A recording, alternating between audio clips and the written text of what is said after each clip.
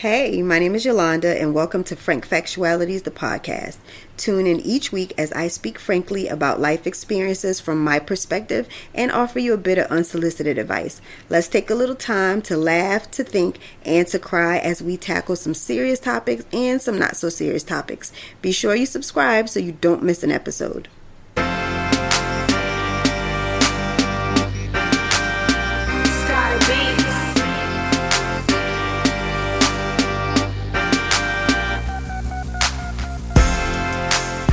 Hey, welcome to Frank Factualities, the podcast. My name is Yolanda. Thank you for tuning into my show for another week and joining me for another episode.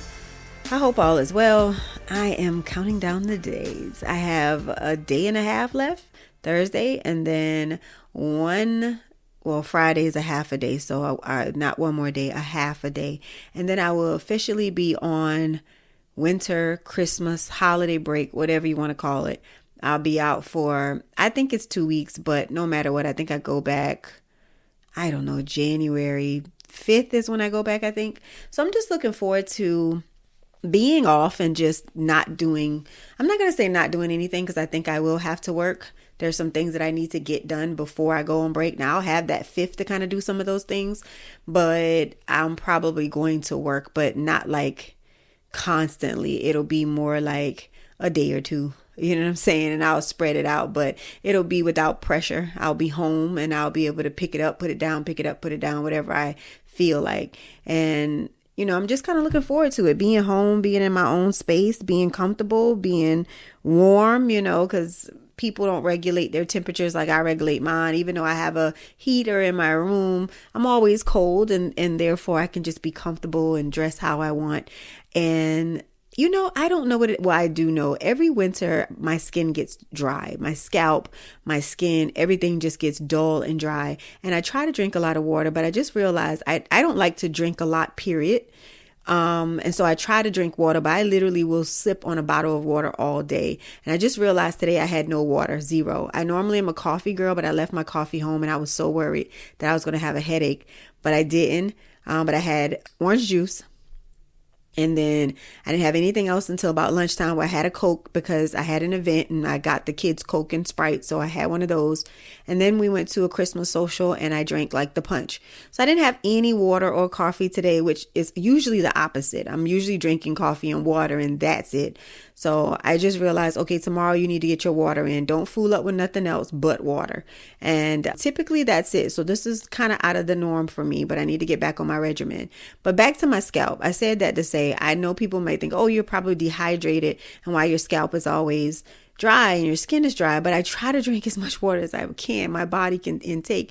But I tried a new skin regimen. So I have been using oil right out of the shower, you know, half damp and just kind of oiling myself because the lotion seems to still have me dry and itchy. So it's like, okay, everybody says you should use oil. So I went to oil and it does feel better and it keeps me moisturized. But now I'm noticing that I'm still ashy. So it was working at first. And I guess now that the temperature is just getting colder and it's a little drier in the air, it's just like I'm scratching myself and it's completely white, like flakes are falling off at this point. And so I'm going to do the oil still because I bought it and I'm going to use it, all of it. And I bought 2 bottles. So I'll be using that. And then I'm just going to put lotion on top of the oil. Hopefully that works. Now I can't do that for my scalp. I already don't have no hair. And I don't like using a bunch of oils because then that weighs my hair down. And then it also, my hair right now is kind of curly. It's like, you know, Tiana Taylorish, you know how she keeps her hair kind of curly. It's in those kind of like curls. And if I put the oil or sprays in, it weighs my hair and changes the curl. And so maybe on a more flatter style, I would use oil on my scalp. But for now, I just try to, if it's a certain area that's really bothering me, I'll put a little bit of oil on it just to cool it down. But then I'm going to get flaky. So I try not to scratch my scalp. I try to just pat it or take a little bobby pin and just scratch the area lightly instead of digging it with my hands. But it's really hard and it's driving me nuts. So if anybody knows of something I can do about my skin and scalp and just let me know because I'm on the edge at this point. Okay, let's get straight. Well, before we get into street talk, let me shout out a city that's been listening. I think I've shot out all of the places that I see. These are my loyal listeners, but Finland, I don't remember shouting out Finland. I think that's a new country that's been listening, new country. So shout out Finland and Spain. I don't remember shouting out Spain, but shout out to them. And I'm noticing a new North Carolina city pop up, Sanford, North Carolina. Shout out to Sanford, North Carolina for joining me. I definitely appreciate each and every one of you. My 200th episode is coming up. That's going to be next week's episode. And I do know that next week is Christmas. So that Thursday will be Christmas. I know you all will be with your families, but of course, that's my 200th episode. So I am going to go ahead and do it that week since it is on the 200th. And I know I could wait, but I'm a weekly show.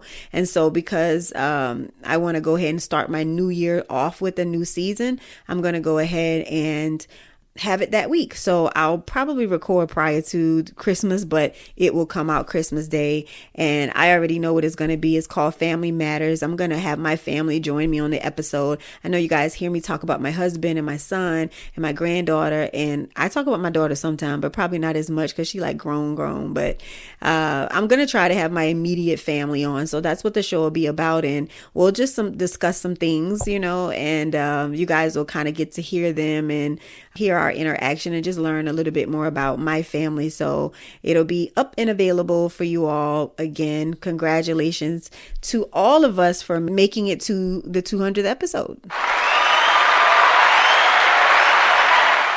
I appreciate you all. Thank you so much. I never get to use my button, so I'm going to use it when I can use it. So I appreciate each and every one of you. Let's get straight into street talk. Yeah, what's going on? Let me know. So did you hear about the Reiner family? That was really devastating. He was like a movie writer, producer. He has been a part of a lot of things that you've known. Don't get me to lie about the movies that he's produced or written, but you are aware of what those movies are. I saw them pop up and they're not on my brain at the moment, but he and his wife were murdered by their son. Apparently he had been on drugs for a while and kind of in and out of that lifestyle, homelessness, you know how that road goes. And so someone found them, their daughter, I think, found their mom and dad murdered by the son. And so he's in jail, and there's assuming that he's going to get like 2 life sentences and possibly the death penalty is on the table. So just a tragic situation, because not only are the 2 surviving children are mourning the loss of their parents, but also they're having to grieve the fact that their brother was the one that murdered them. So now you have to watch your brother go through trial and pretty much be persecuted and sentenced to life and possibly death, and then hating and feeling sorry for him in that he took your mom and dad away from you. So just really tragic. And it's not that I never knew what would lead people to this. It's usually mental health issues or drugs that causes people. Sometimes it's hate, sometimes it's love, but you see it a lot on the other side when it comes to drugs and people just not being in their right state of mind at the time. So I've been praying for their family, because of course this administration has said some pretty horrendous things about the father, and this isn't the time. I mean, at some point you got to have a little bit of tact, and I don't know why no one says, okay, maybe you shouldn't say this, or maybe he doesn't have the wherewithal to say, well, maybe I shouldn't say this. But if that's the people we feel like should represent us, it is what it is. I just don't believe that he represents the United States as a whole and how we feel and how we want to be viewed to the rest of the world. And because he is our representative, it is embarrassing. And it's just like, you guys have had a boss before that you felt like, I know more than them.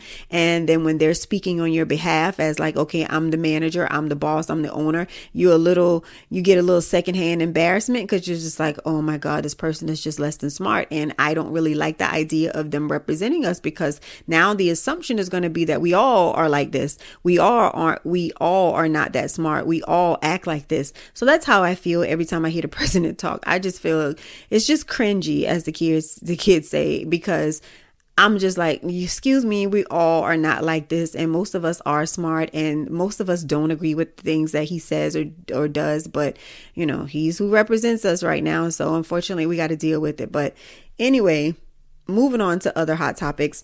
Mariah the Scientist got engaged to Young Thug, and he's not so young anymore. But Young Thug proposed. I haven't read all the details, but I know that she held him down a bit while he was in jail or prison, and she broke up with him a little bit after he got out, and then they got back together, but really didn't say they were getting back together, and then now they're engaged. So congratulations to them, and I wish them the best. Now, I feel like that was a mouthful. Let's get into what I want to kind of discuss today. I need y'all to follow me with this because I'm going to left field with this. This is a topic that's kind of out of my comfort zone because I don't know a lot about it. But I had just recently, it was a while ago, I had a conversations with their former students, but I feel like they're still my mentees, right? They still call me, they still check in, and they call me for my advice or just giving me life updates on what they got going on. So these are some young ladies who are gay, they're lesbians, and they talk to me about their personal woes and the things that they're dealing with within their relationship or trying to get in a relationship in college. And so we were talking and they were telling me these stories about how they meet women and how the process goes when they're trying to talk, because I'm curious and they know that I come without judgment. So now that they are not in school, I don't got to follow no rules. Okay. And so, and of course, I'm not like over the top, but I wanted to ask them, how do you know as a woman who is trying to date a woman if that woman is really into you or that woman is just trying to be your friend? Like, how would you know that? Because at the end of the day, it could just be platonic. That woman could just be super friendly. How do you all know? And they said, well, sometimes you don't know, but time usually will tell, or they'll give you some indicator that, they like you. So this is what's been happening to them. These women or girls at the college have been giving them indications. They go to a party, the girl twerks on them.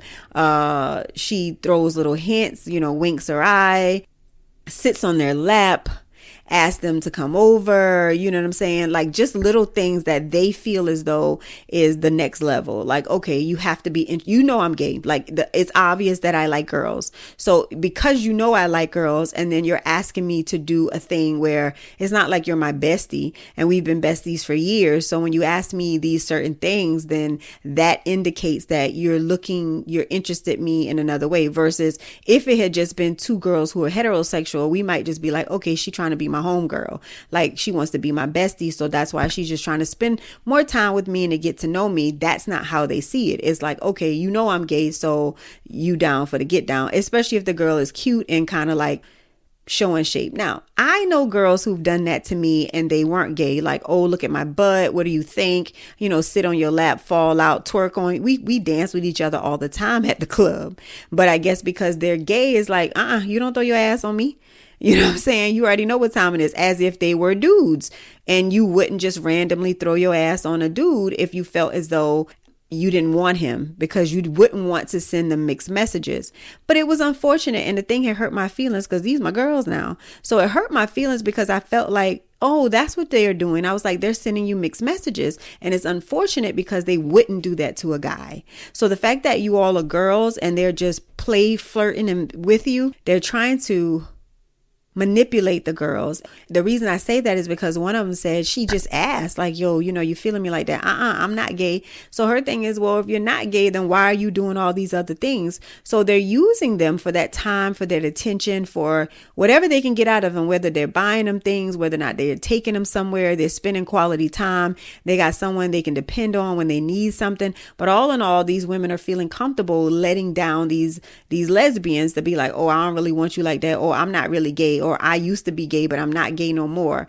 And I think that that's messed up. Like, I don't know when it's ever okay to play with somebody's feelings or their heart. And just because they like the same sex and you feel like they're girls and they're not going to just, crash out on you, that you can just say and do whatever you want to do and play with their emotions. Because again, if the tables had been turned, they would not do that with a guy. So I don't know what that life is like. I don't judge, no judgment here, whether you gay, straight, bi, whatever. It's none of my business. And like I like to say, and I feel like people should take my advice on this.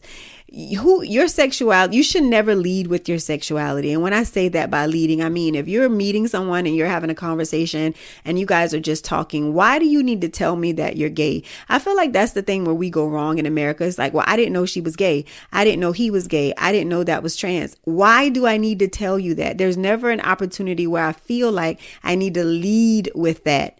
You get what I'm saying? Like, that ain't really something I should lead with. Hello, my name is Yolanda, and by the way, I'm heterosexual.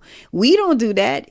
Hi, my name is Yolanda, and by the way, I like to date old men. Like, nobody introduces themselves or says what their fetish is, whatever it is that they're into. You just don't lead with that. So I don't know why the expectation is that someone who's gay or trans or whatever has to lead with their sexuality. It's none of our business who they decide to sleep with, because it's none of their business who we sleep with. And sometimes we ain't on the up and up either. And when it comes to girls on girls, we think it's cute when a boy wants us to do it. But then when the boy wants to be cute and try something on his own, oh, no, that's gay. As if it ain't the same thing. You know what I'm saying? Now, I feel like when you're an adult, do what you want to do and be with who you want to be with and who please you. But at the end of the day, you got to recognize that you can't fool around and tiptoe on that line with people and think that they're not supposed to have no feelings or emotions about it. And I just felt so bad because I don't know that world. Like, to be in that space, to not know if somebody truly likes you, or again, it's just this game because we're the same. We're one and the same. I don't know what the cues are. I don't know and they always say they know. Like, I hear gay guys say that a lot. Like, okay, you know when somebody's gay, but I don't feel like girls know that. And based on what these young ladies tell me, they don't know.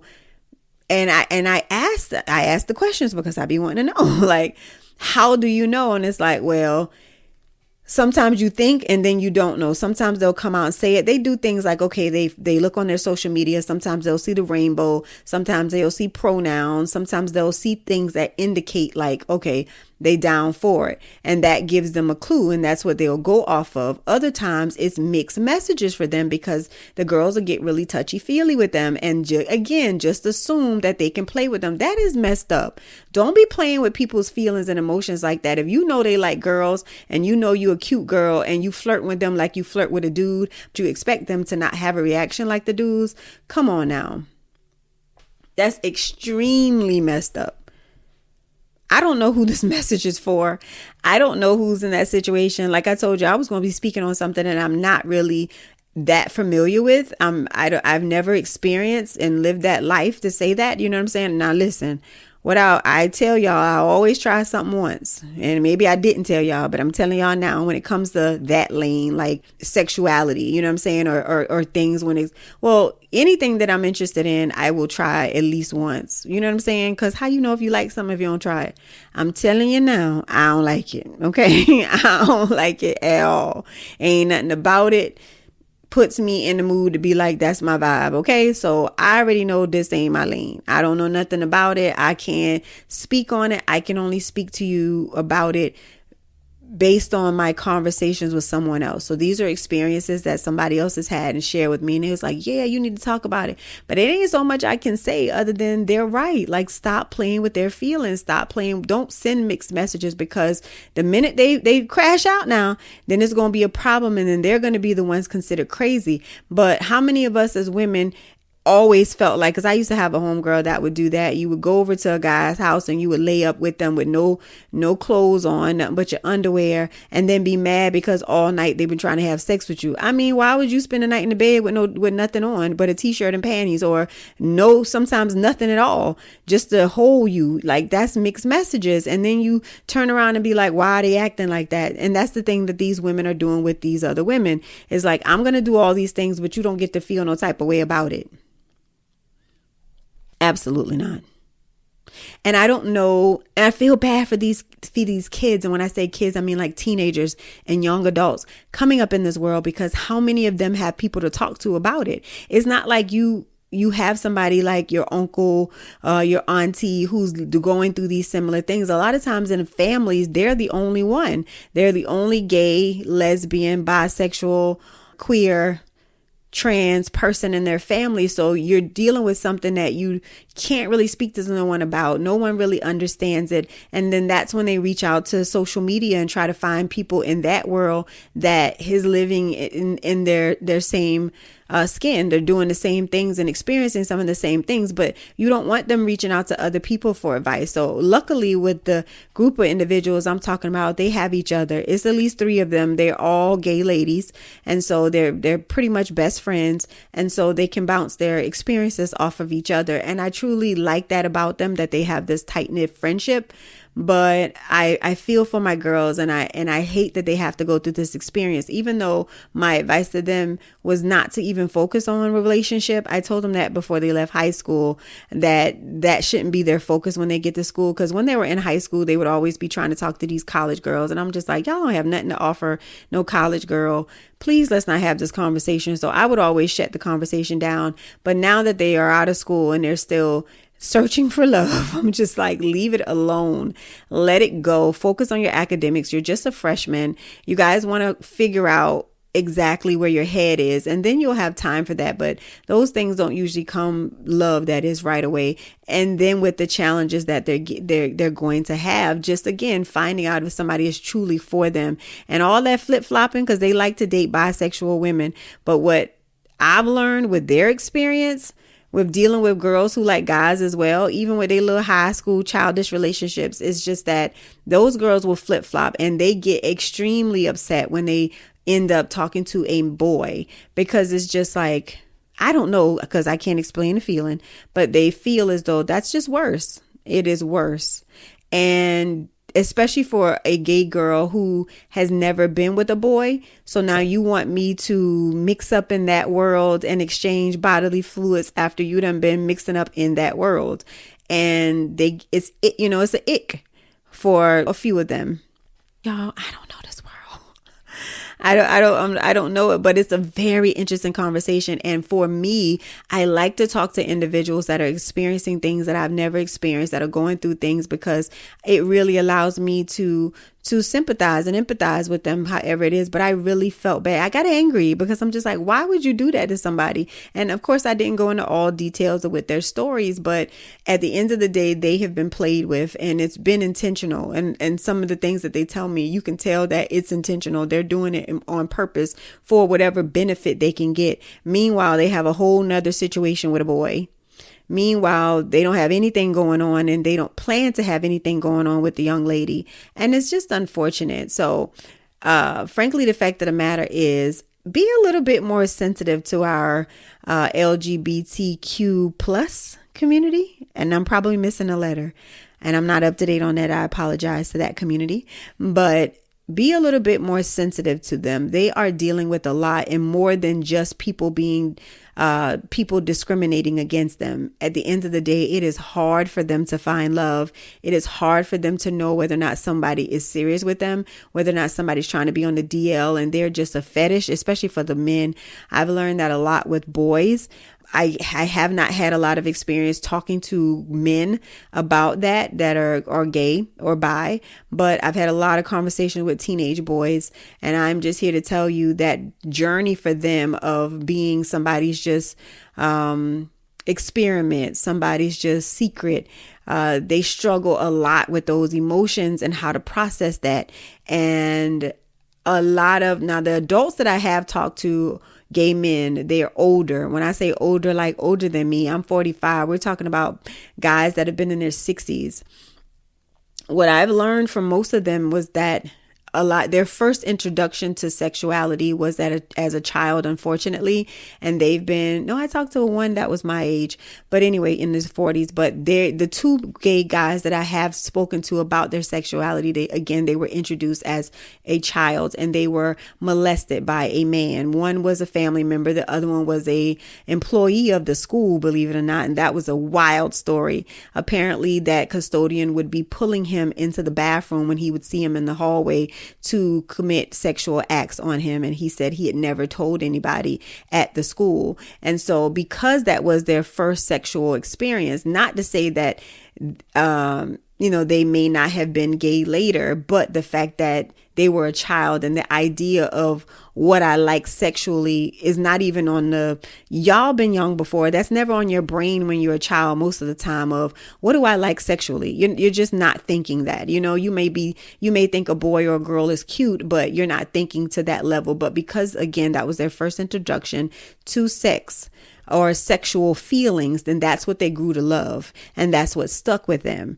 And so especially the real old gentleman. I mean, he was very candid. He was like, I didn't have an opportunity to like a woman. I don't know if I would have liked a woman or not. All I know is this is what I knew. And that's what turned me on because that was what I was introduced to. So I just grew up thinking that this was what I was supposed to like because that's what I was used to. So the idea of even entertaining a woman didn't even cross his mind because he felt as though that was normal. And I think that we take that for granted as well. Like sometimes when you experience things in your life as a young child, those things become normal to you. And then it isn't until you get outside of your house and your bubble and you start talking to other people or you hear other people's stories and you realize that something about your life is not normal.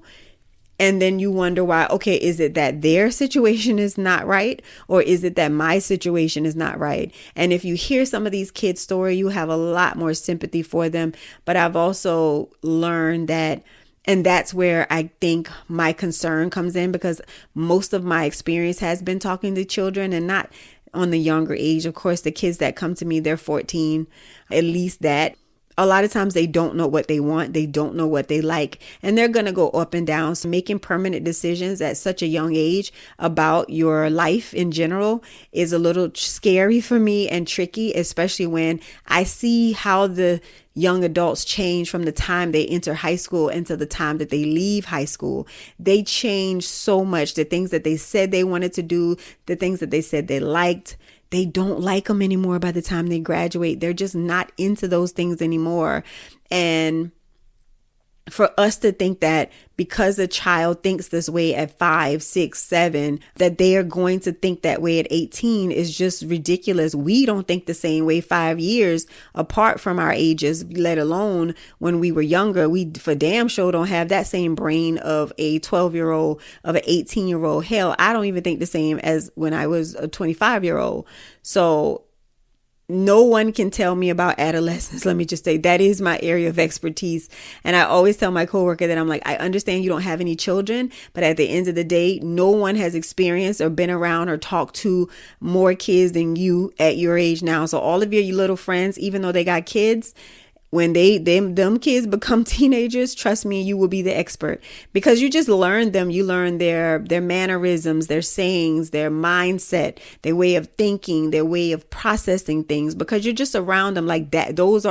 That's who I work around. You get what I'm saying? If you worked in a hospital, then you know patients, you know the typical behavior of a patient who has dementia, you know the typical behavior of somebody who's managing and dealing with pneumonia or whatever. You just learn that world. You know how doctors and nurses behave and how they move and you just know that. And it's the same thing for working at a school. You just learn them. And that's my area. So I say all that to say, don't think that the kids are not going to grow and evolve because they will. And their experiences are going to dictate that. So if you have any children, allow them to experience life and not just through social media, but take them places, let them see other people.